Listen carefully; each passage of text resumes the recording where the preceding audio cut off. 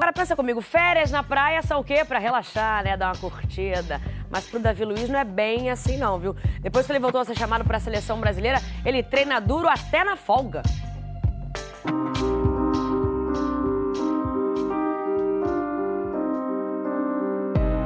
Acho que férias para um jogador de futebol, principalmente é a gente recarregar as baterias, trazer o oxigênio puro de novo, junto com a família, com amigos, com as pessoas que a gente ama e desfrutar.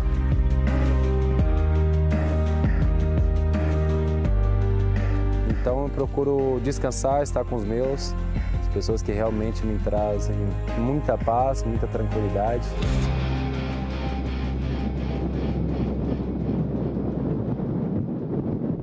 O lugar que o Davi e a família dele escolheram para passar as férias foi o Ceará. Fortaleza, né, a capital, e Jericoacoara, um lugar cercado por dunas e com uma paisagem impressionante. E nas férias é muito legal a gente estar com um jogador de futebol de alto nível assim, porque a gente vê como eles são iguais a gente. Porque geralmente parece que eles vivem em outro mundo. Aí, ó. Olha o amigão aí de cabelo, aí. O Davi, ele é brincalhão e atencioso assim com todo mundo. Com a família, com a namorada, com os amigos. E ele faz questão de ser assim também com os fãs dele.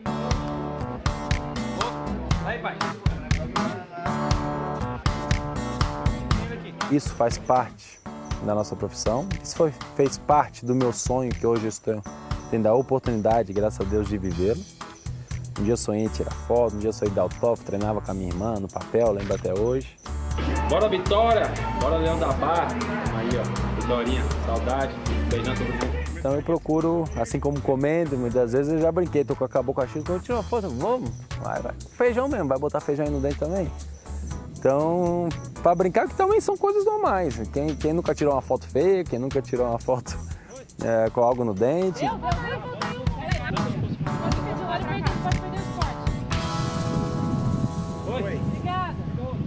O primeiro assunto sobre futebol tinha que ser o Chelsea, da Inglaterra, porque ele estava muito bem no Paris Saint-Germain da França, ele estava estruturado, ele conquistou 8 títulos em 2 anos na França. Então por que o Davi Luiz, de repente, tinha decidido mudar do Paris Saint-Germain para o Chelsea? Eu quis sair do Paris Saint-Germain por desafio, por ambição, porque eu nunca ganhei, não tinha ganhado a Premier League, o campeonato inglês, e fui em busca de algo que tocava meu coração. Eu acho que vivências e experiências na vida valem mais do que qualquer dinheiro. O Davi, ele aceitou receber no time inglês quase a metade do salário que ele recebia no Paris Saint-Germain e foi campeão inglês. E desde junho de 2016, quando o Tite assumiu a seleção brasileira, o Davi Luiz ele nunca mais tinha sido convocado. Até que nos últimos amistosos contra a Argentina e a Austrália, saiu a convocação e ele estava na lista. Eu vou me permitir dizer o que o Davi falou na hora da oração, antes da gente entrar em campo. Vocês não sabem como é bom estar aqui. Vocês não sabem como é bom estar aqui. Eu passei 6 a 7 anos seguidos na seleção, contando categoria de base também, mais alguns anos aí. E eu sei como eu amo aquele ambiente, como eu gosto de estar ali. Então, na hora que a gente estava fazendo a oração, eu simplesmente me abri e falei, gente, deixa eu falar uma coisa, como é bom poder estar aqui com vocês. Também falei para eles como é ruim não estar na seleção, porque eu sofri, senti muitas saudades, mas sabia o caminho que me levou até a seleção. E o caminho sempre que me levou à seleção foi muita dedicação, muito trabalho.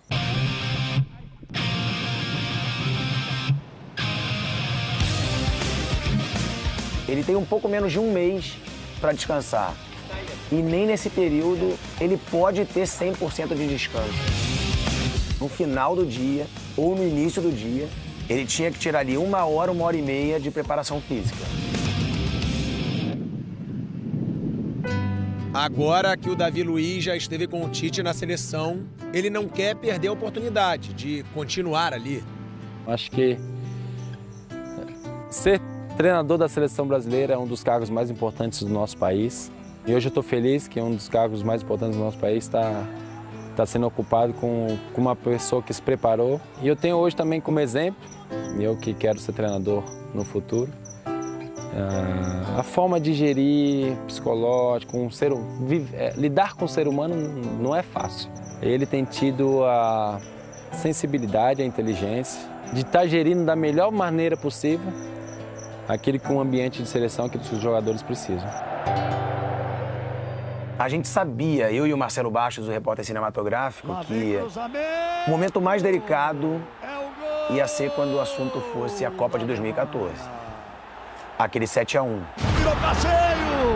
Como o fim de um sonho que estava se apagando ali, onde no momento ali você não tem a capacidade de avaliar que você vai poder tentar lutar no futuro e tentar buscar isso novamente. Então, foi isso, foi um jogo atípico, onde aconteceu o pior que podia acontecer. Não é possível. Não acredito.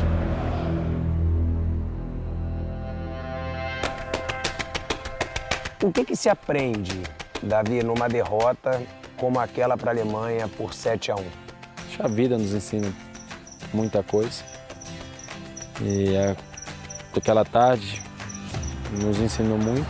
Acho que durante esse tempo todo que já passou a Copa do Mundo, a seleção brasileira tem mostrado e está passando por cima de tudo que aconteceu. E foi um tempo de aprendizado.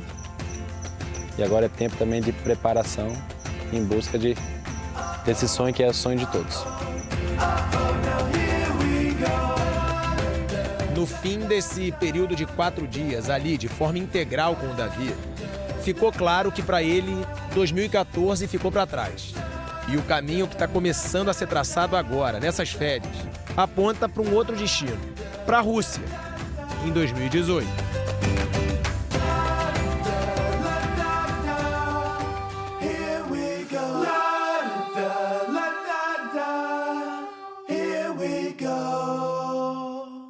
Olha, Rogério Ceni saiu do São Paulo, né? Dorival Júnior assumiu aí há uma semana já, chegou naquela situação, sob pressão, time na zona de rebaixamento.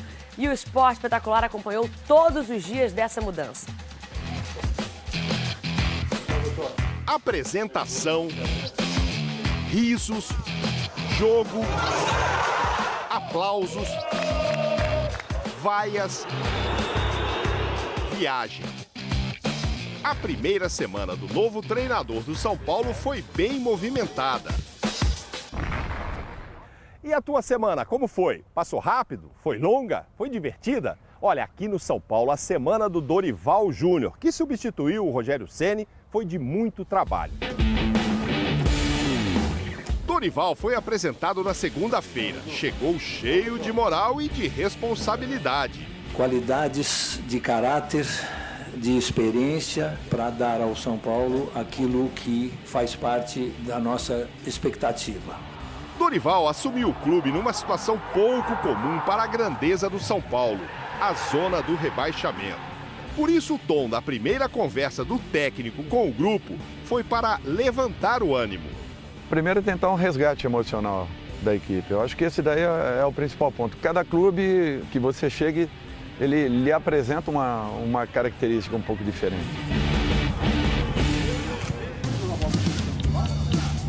Na terça-feira, o técnico já pensava na montagem do time que pretendia escalar contra o Atlético Goianiense na quinta-feira.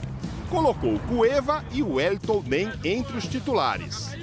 Depois do dia do acerto, eu ainda fiquei 3, 4 dias em casa e procurei ver o máximo possível, né, dos jogos anteriores. Buscando também na chegada informações internas a respeito do elenco, do grupo. Esses foram os pontos que fizeram com que nós tivéssemos uma ideia para que pudéssemos iniciar a partida com o Atlético no meio de semana.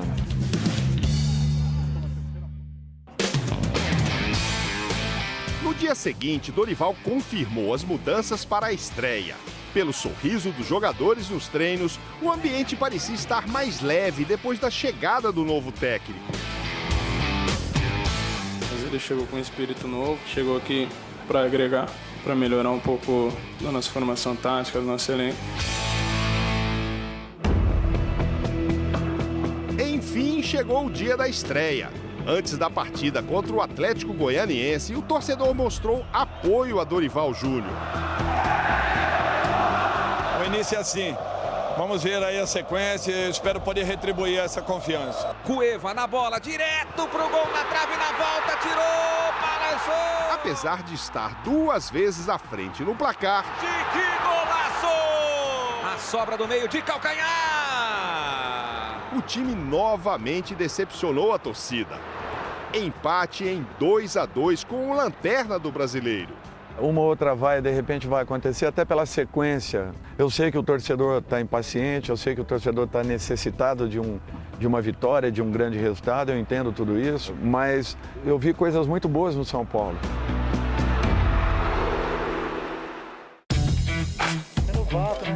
O dia seguinte aos jogos é sempre dedicado à recuperação daqueles que atuaram. Porém, sem tempo a perder, Dorival Júnior se sentiu obrigado a levar todo mundo para o campo na sexta-feira. Justamente para que pudéssemos intensificar, mostrando alguns posicionamentos observados. São situações que estão sendo repetidas e nos proporcionando dificuldades. Sábado, o São Paulo partiu para Chapecó e bem cedo, 7h30 da manhã. O voo foi curto, pouco mais de 1 hora. Ainda assim, muita gente dormiu. Há 8 jogos sem vencer, o São Paulo vai encarar um adversário que também precisa reagir. A Chapecoense vem de uma sequência de 6 partidas sem nenhuma vitória. Essas situações fazem com que os jogadores se desdobrem em campo, criem forças ainda maiores e busquem o resultado com intensidade. Eu espero que aconteça também assim com o São Paulo.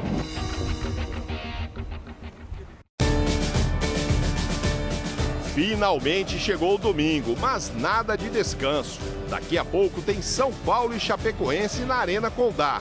Uma oportunidade para começar mais aliviado a nova semana.